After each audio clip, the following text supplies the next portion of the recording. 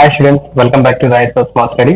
ఇవాళ మనం electric current chapter లో ఎలక్ట్రిక్ షాక్ గురించి నేర్చుకుందాం. సో ఫాస్ట్ గా నేర్చుకుందాం. సో నేను ఫాస్ట్ గా చెప్పేస్తూ ఉంటాను, మీరు ఫాస్ట్ గా నేర్చేసుకోండి. అది ఫాస్ట్ గా అర్థం కానప్పుడు కొంచెం వెనక్కి వచ్చి మళ్ళీ నేర్చుకోవడానికి ట్రై చేయండి. అంతే మంచి వేరే ఆప్షన్ లేదు నాన్న. అలా నేను 4 వీడియోస్ అప్లోడ్ చేస్తున్నాను ఈ చాప్టర్ లో. ఆ 4 వీడియోస్ కూడా చూడండి, పేషెన్స్ గా చూడండి, ఓపిక్ గా చూడండి. అర్థం కాకపోతే మళ్ళీ చూడండి, పేపర్ పెన్ పెట్టి ప్రాక్టీస్ చేయండి. అప్పుడే ఈజీగా అర్థమవుతుంది. చెప్తున్నా కదా, మీరు అర్థం కావట్లేదు, ఇది ఏదో ఒక ఎంటర్టైన్మెంట్ ఛానల్ అయితే కాదు, స్టడీ ఛానల్. కొంచెం ఒప్పుకుంటేనే చదవగలుగుతాం. ఓన్లీ ఎగ్జామ్స్ టైమే కాదు, ప్రతిరోజు చదవండి. 1 అవర్ డెడికేటెడ్ గా పెట్టుకోండి. ఆ 1 అవర్ ని ప్రాపర్ గా యూటిలైజ్ చేసుకోండి చాలు. అంతకు మించి మన ఏదో సాధించేసేయాలి, పొడి చేసేయాలి అని అంతగా ఇంపార్టెంట్ గా తీసుకోకండి. సో ఇవాళ మనం ఎలక్ట్రిక్ షాక్ గురించి మనం నేర్చుకుందాం. ఇక్కడ ఏమంటున్నాడు, let us assume that human body is a resistor. Yes, definitely human body is a resistor. అది మనకి ఏం కావాలి, ఏం వద్దు, ఏది అవసరం లేదు. తీసుకుని ఒక బిచ్చండి గట్టిగా కావాలంటాడు, మళ్ళీ గట్టిగా లాగ్ కొట్టండి, మళ్ళీ కావాలంటాడు. లేదు, అదే ఒక మంచి లడ్డూ తీసుకెళ్ళి తినిపించండి, వద్దండి, ఖచ్చితంగా తింటాడు. అదే విధంగా మంచి బాగా బ్యూటిఫుల్ గా ఉండే ఏదో ఒక వాడికి నచ్చేది తీసుకుని మొదలు పెట్టండి. బిర్యానీ టైప్ కానీ అది ఏదైనా కానీ వాటికి నచ్చేది ఏదైనా మనం తీసుకుని మనం ముందు పెట్టుకున్నాం. వద్దండి అంటే మనకి మన బాడీకి తెలిసిపోతుంది అది కావాలా వద్దు. కావాలి అనుకునేది, వద్దు అనుకునేది జస్ట్ నథింగ్ బట్ మన ఇక్కడ రెసిస్టర్ కి అప్లై చేస్తారు సేమ్ కానీ ఏదైతే అపోజ్ చేస్తుందో అది రెసిస్టర్. కానీ మన ఫ్లో అనేది జరుగుతుంది కదా, కరెంట్ అనేది ఫ్లో అనేది జరుగుతుంది. సో అక్కడే let us assume that human body is a resistor. The resistance of the body, ఇక్కడ ఏమంటున్నాం, resistance of human body generally varies from 100 ohms. ఎంత ఉంటుందంటే రెసిస్టర్ హ్యూమన్ బాడీలో 100 ohms ఉంటుంది. ఈ body is wet with a salt water. అయి ఉంటుంది. Dry అంటే డ్రై ఎండిపోయినప్పుడు అంటే వెట్గా కొంచెం వెట్ ఉండి ఈ body is wet with salt water. So ఎక్కడి నుంచి 100 ohms నుంచి మనకి ఎక్కడ దాకా ఉంటుందంట, 5 lakh ohms ఇంత ఉంటుందంట డిఫరెన్స్ మన బాడీలో resistance. If the skin is very dry, బాగా డ్రైగా ఉన్నప్పుడేమో ఇంత ఉంటుంది. కొంచెం wet conditions salt water with wet అంటే చెమట లాగా అనమాట, అప్పుడు మనకి 100 ohms లాగా ఉంటుంది మన బాడీ యొక్క రెసిస్టెన్స్ అనేది.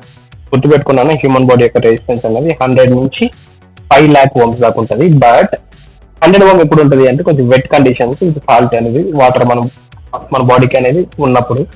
అదే 5 lakh అనేది డ్రై బాడీగా ఉన్నప్పుడు మనకి అంత రెసిస్టెన్స్ అనేది ఉంటుంది. So let us calculate the amount of current that flows through human body. ఇంకంతే కదా, మన బాడీకి షాక్ కొట్టింది. చాలాసార్లు నేను కూడా అది అబ్జర్వ్ చేశాను. ఐరన్ చేసేటప్పుడు ఎట్ టైప్ లో తగలడం. చిన్నప్పుడు మమ్మీ టీవీ చూడొద్దని చెప్పేది. మమ్మీ వాడు బయటికి పోగానే నేను ఆగం కదా, ఏదో ఒక పంచాయతీ పెడుతూనే ఉంటాం. ఒక గరిటె తీసుకొని అందదు స్విచ్ అందినప్పుడు ఏం చేస్తాం, పోయి దానికి కొట్టేవాళ్ళం, స్విచ్ బోర్డుని కొట్టేవాళ్ళం. ఎగిరి దాన్ని వేసేదానికి ట్రై చేసి మరి ఎట్ట వచ్చిందో ఏమో, దానికి ఆ గరిటకి దానికి తగులుకొని ప్లాస్టిక్ అయినా అదొక మనం హోల్స్ వచ్చింది అలా గరిట అనమాట. దానికి షాక్ కొట్టింది ఒకసారి విసిరేసిన.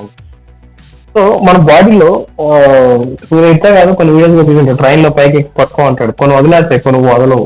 అర్థమవుతుందా? కొన్ని విసిరేస్తాం, కొన్ని విసిరలేము. అందుకని మన బాడీ, మన బ్రెయిన్ దాన్ని అపోజ్ చేయలేదు, విసిరేయి అని అంతగా చెప్పలేదు. అది నార్మల్ చిన్న షాక్ ఒక టక్కని తీసేస్తాం. బ్రెయిన్ చెప్పారు సరే బాబు, అది అక్కడ రెసిస్టెన్స్ అనేది మనం అబ్జర్వ్ చేస్తాం క్లియర్ గా. ఏమన్నా, let us assume you have touched the 2 electrodes of a battery of 24 volts. So 24 volts అంటే ఒక బ్యాటరీ మీరు టచ్ చేస్తారు విత్ డ్రై ఫింగర్స్, అంటే క్యామ్ లేకుండా అండ్ టచ్ చేస్తారు. In such a way that the circuit is complete. Let your body resistance be ఎంత అంటున్నాడు అక్కడ, 1 lakh ohms అంటున్నాడు. Then the current flowing through your body is given by I is equals to 24 by, అంతే కదా, voltage వాడే చేశాడు voltage ఎంత. అప్పుడు మన బాడీలో ఎంత కరెంట్ అనేది ఫ్లో అవుతుందంటే 0.0024 amps అనేది ఫ్లో అవుతుంది. This current is very small, ఎందుకంటే 0.00024 అవుతుందా, అంత ఉంది, అంత తక్కువ ఉంది. So when such small current passes through the human body, it does not effect the functioning of various organs inside the body. లోపల ఉండే ఆర్గాన్స్ ఎటువంటి ఇబ్బంది లేకుండా నార్మల్ గానే ఉంటుంది. అర్థమవుతుంది. నెక్స్ట్ అదే మనకి 240 volts వెళ్తే వాట్ విల్ హ్యాపెన్? 24 అంటే వోల్ట్స్ అంటే చిన్నది, మన డబుల్ బ్యాటరీస్ అంతా దాని ఏం పెద్దగా మనకి ఏం ఎఫెక్ట్ ఏం చేయదు కదా. ఈ 240 volts అంటే మన ఇంటి మీటర్కి వచ్చేంత సప్లై వస్తుంది. 220 to 240 కదా మనకు వస్తుంది. అంత వచ్చినప్పుడు ఖచ్చితంగా మనం క్యాల్కులేట్ చేసుకొని ఒక 0.00 కాస్త 0.000 కాస్త 0.00 అవుతుంది. అదే క్యాల్కులేట్ చేసేది చూడండి. I is equals to 240/1 lakh. So అక్కడ మనకి ఎంత 0.0024 amps. When this quantity of current flows through the body, the function of organ inside the body gets disturbed. ఖచ్చితంగా డిస్టర్బ్ అవుతుంది. ఎందుకంటే మనకి కొంచెం ఆంపియర్స్ అనేది పెరిగింది, కరెంట్ అనేది పెరిగింది అంటే ఖచ్చితంగా మనకి అక్కడ బాడీలో మనకి ఆర్గన్స్ అనేవి అబ్జర్వ్ చేసుకోగలుగుతాయి ఆ ఎఫెక్ట్ ని.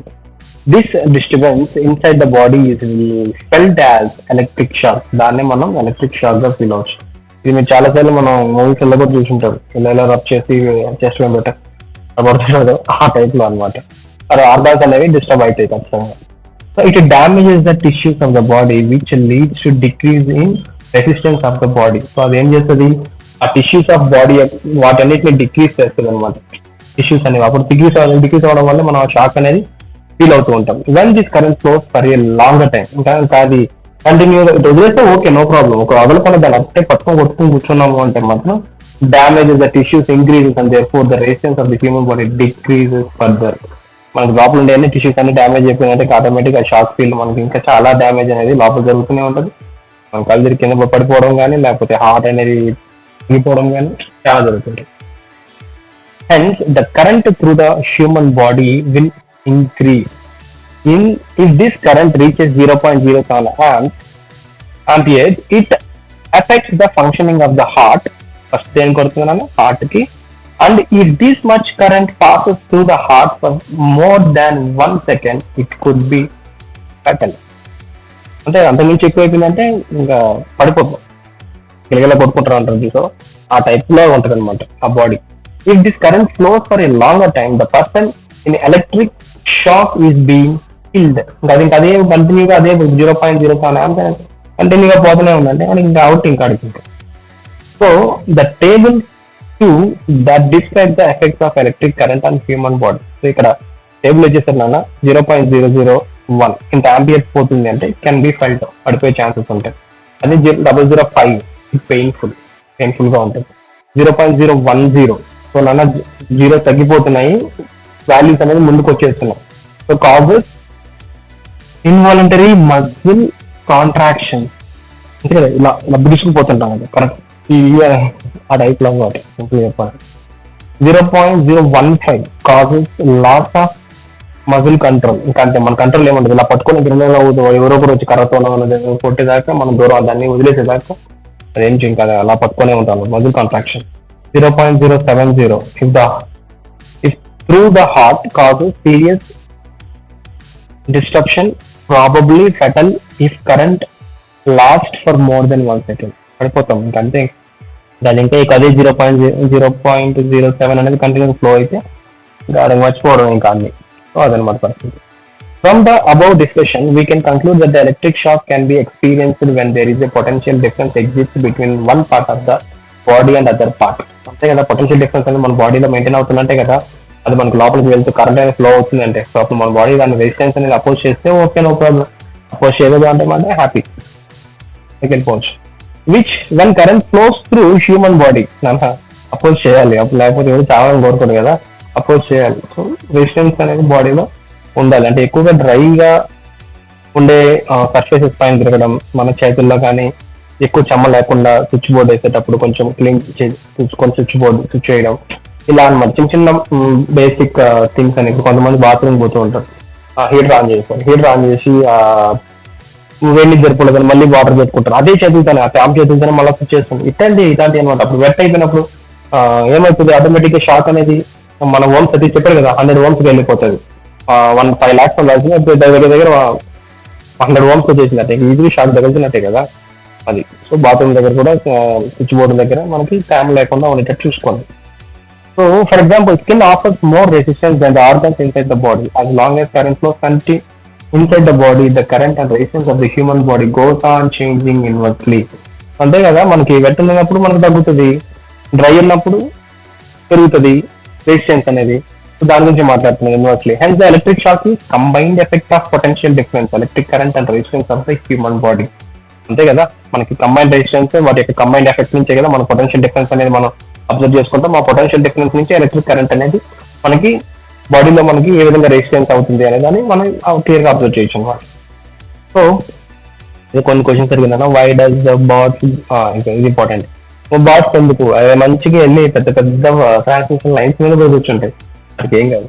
So there are 2 parallel transmission lines on electric poles, అంతే కదా, ఒకటి న్యూట్రల్ వెళ్తుంది, ఒకటి పవర్ సప్లై ఫేస్ వెళ్తుంటుంది. So potential difference between these 2 lines is 240 volts, అంతే కదా. అట్లా ఎంత పోతుంటుంది మన ఇంటికాడ ఉండే వైర్స్ అంటే 240. So throughout their length, ఎంత దూరం ఉంటే అంత దూరం. If you connect any conducting device across the 2 wires, it causes current to flow between the wires. ఏదైనా ఆ ప్యారల్ గా వెళ్ళేదానికి 2 వైర్లు కనెక్ట్ చేసామంటే దాంట్లో కూడా మన సప్లై అనేది వెళ్తూ ఉంటుంది. When the boat stands on high voltage wires, వెళ్ళి దాని మీద నించుంటాయి కదా, there is no potential difference between the legs of the boats. రెండింటి మధ్య ఎటువంటి పొటెన్షియల్, 2 లెగ్స్ కి టచ్ అయినప్పుడు రెండింటి మధ్య ఎటువంటి పొటెన్షియల్ డిఫరెన్స్ అనేది ఏర్పడదు, ఎందుకంటే అది మంచిగా వెళ్ళి దాని మీద ఉండిపోతుంది అంతే. అప్పుడు మనకి ఎటువంటి పొటెన్షియల్ డిఫరెన్స్ జరగదు కాబట్టి వాటి షాక్ కొట్టదు. Legs of because it stands on the single wire, అది వెళ్ళి 2 ఇలా వెళ్తున్నాయి వైర్, 2 వైర్స్ ఇలా ప్యానల్ గా వెళ్తూ ఉన్నాయి. దీని మీద కాలు పెట్టవు కదా, ఒక దాని మీద వస్తాయి. 2 ఒకదాని మీద ఒకటి పెట్టింది అంటే మాత్రం మంచి ఫ్రై పీస్ బిర్యానీ ఇలా టైప్ లో అవుతుంది, అలా పెట్టదు. ఇప్పుడు వెళ్ళి 2 లెగ్స్ ఒక వైర్ పెడుతుంది. సో మాకు అక్కడ పొటెన్షియల్ డిఫరెన్స్ అనేది ట్రాన్స్ఫర్ అవ్వదు. సో ట్రాన్స్ఫర్ అవ్వదు కాబట్టి షాక్ కొట్టదు.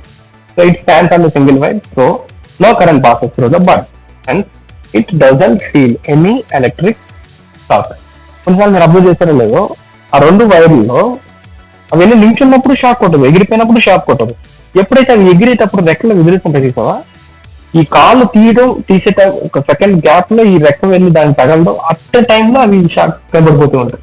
అంటే అప్పుడు ఏమైతుంది, రెండింటి మధ్యలో పొటెన్షియల్ డిఫరెన్స్ అనేది జరుగుతుంది. పొటెన్షియల్ డిఫరెన్స్ ఎప్పుడైతే జరిగిందో ఆటోమేటిక్గా షాక్ అనేది అబ్జర్వ్ చేస్తుంది అనమాట ఆ బాడీ. సో ఇది ఎందుకు కొట్టదు అంటే, ఎందుకు కొడుతుంది అంటే ఇది కారణం అనమాట. సో మీకు అర్థమైంది అనుకుంటున్నా. నెక్స్ట్ ఒక చిన్న నో అని చెప్పి ఇచ్చాడు. ఇది మల్టీమీటర్ అన్న, ఈ మల్టీమీటర్ యూజ్ చేసుకుని AC and DC voltage current ఇవి మనం క్యాల్కులేట్ చేయొచ్చు. ఇందాక మనం సర్క్యూట్ లో చూసాం కదా, వోల్టేజ్ అమ్మీటర్ వోల్టేజ్ అని చూపించాం కదా. వోల్టేజ్ ఇక్కడ నాబ్స్ ఉంటాయి, అవి తిప్పి కరెక్ట్గా సెట్ చేసి పెట్టుకున్నాము అంటే అక్కడ ఇప్పుడు కరెంట్ క్యాల్కులేట్ చేసినప్పుడు కరెంట్ అక్కడ మీకు క్లియర్గా కనిపిస్తుంటుంది. చూడండి, చూడండి 200 kilo ohms, 20 kilo ohms, 2 kilo ohms, 200 ohms. ఇలా చూడ ఓమ్ అంటే మనం అక్కడ ఏం క్యాల్కులేట్ చేస్తున్నాం, రెసిస్టెన్స్ క్యాల్కులేట్ చేస్తున్నాం. ఇక్కడ 2 volts 20 volts ఆ నాబ్ ని తిప్పెట్టుకుంటాం అంట. అక్కడ వెళ్ళి తిప్పెట్టి బ్లాక్ అండ్ రెడ్ వైర్ తీసుకెళ్ళి ఆ రెండింటి మధ్యలో ఆ వైర్ మీద ఇలా పెట్టినప్పుడు మనకి అక్కడ వాల్యూ అనేది రీడింగ్ అనేది జరుగుతూ ఉంటుంది. సో ఆ విధంగా మనకు వోల్టేజ్ ఇచ్చేసాడు, కరెంట్ ఇచ్చేసాడు. ఇక్కడ కింద చూస్తున్నాను ఆంపియర్స్, ఏ అని ఇచ్చేది కదా, ఇక్కడ ఆంపియర్స్. ఎందుకంటే కరెంట్ కనుక్కోవాలనుకుంటున్నాం, తిప్పి తీసుకొచ్చి ఆ నాబ్ దగ్గర తీసుకొచ్చి ఆ కరెంట్ ఎక్కడైనా ఎంత వేరియేషన్ జరుగుతుందో అక్కడ తీసుకొచ్చి మనం పెట్టామంటే అక్కడ మనం క్యాల్కులేట్ చేస్తే అంత మనకి ఎంత వీడియో ఎంత వాల్యూ అనేది టర్న్ అవుతుంది అది మనకు ఆ డిస్ప్లేలో పంపిస్తాం. This is the use of multimeter. అనేది ఇక్కడ మనం ఇంజనీరింగ్ కాలేజెస్ లో అయితే మనకు అమ్మీటర్ వోల్టీమీటర్లు అన్ని బాక్సులు ఇచ్చి ఉంటాడు. ఇక్కడ మనం అమ్మీటర్ యూజ్ చేస్తాం అనమాట చాలా వరకు. సో ఇక్కడ డిస్ప్లేలో ఏం చేస్తాం, యూజువల్లీ 4 digits డిస్ప్లే చూపిస్తుంటది, negative sign selection of knob. ఇందాక చెప్పాను కదా, మిల్లీ ఆంప్స్, ఎంఏ అంటే మిల్లీ ఆంప్స్, వోల్టేజ్, రెసిస్టెన్స్ ని ఓమ్తో సింబల్ తో మనం కొలుస్తాం. సో పోర్ట్స్ ఏమంటే మల్టీమీటర్ జనరల్లీ హ్యావ్ 2 ports, అంతే కదా. కామ్ పోర్ట్ ఇక్కడ చూడండి, సిఓఎం కామ్ పోర్ట్ ఒకటి ఉంది, ఎంఏవి అని ఉంటుంది, మిల్లీ ఆంపియర్స్. సో వోల్టేజ్ ఆ పోర్ట్ రెడ్ వైర్ కి బ్లాక్ ఇచ్చేసాడు. సో దాన్ని కామ్ పోర్ట్ వచ్చేసాము కామన్ ఆర్ గ్రౌండ్ పోర్ట్ అంటారు. This is where black test lead is connected, the other is labelled as MAV ఇచ్చాడు. అది రెడ్ ఇస్తున్నాడు కన్వెన్షనల్ ప్లగ్ ఇన్ కోసం. ఇక్కడ చూడండి, ఇది ఇంపార్టెంట్ వార్నింగ్ ఇచ్చాడు ఇక్కడ, చదవండి. Most multimeters can be measure AC quantities also, AC quantities కూడా చేయొచ్చు మల్టీమీటర్స్ అనేవి. But AC circuit can be dangerous, అంతే. ఏసీ సర్క్యూట్ కొంచెం డేంజరస్ కాబట్టి మనం జాగ్రత్తగా ఉండాలి. So measure DC quantities only, DC measure చేయడం వల్ల మొత్తమైన పని. ఆ మీటర్ మల్టీమీటర్ కూడా మనకి ఎటువంటి చెడిపోకుండా ఉంటుంది అనమాట. So this is all about electric shock. And next we can discuss the temperature and resistance factors affecting the resistance of a material. దీన్ని బేస్ చేసుకొని నెక్స్ట్ వీడియో చెప్తాను. So thank you students, see you in the next video. మీకు ఈ video అర్థమైందంటే మాత్రం like చేయండి. Next videos మీరు frequent గా చూడాలనుకుంటే మాత్రం సబ్స్క్రైబ్ చేసుకుని బెల్ నోటిఫికేషన్ యాక్టివ్ లో పెట్టుకోండి. మీకు పర్టికులర్ గా ఏదైనా చాప్టర్ మీరు నేర్చుకోవాలి, మీకు ఈ చాప్టర్ లో ఈ టాపిక్ లో డౌట్ ఉంది అంటే అది మీకు కామెంట్ సెక్షన్ లో పెట్టండి. నేను దాన్ని మీకు ఒక వీడియో ప్రిపేర్ చేసి త్వరగా మీకు అది అప్లోడ్ చేయడానికి ట్రై చేస్తాను. ప్రతి సాటర్డే అండ్ ప్రతి సండే మీకు వీడియో అనేది రావడానికి నేను ట్రై చేస్తాను.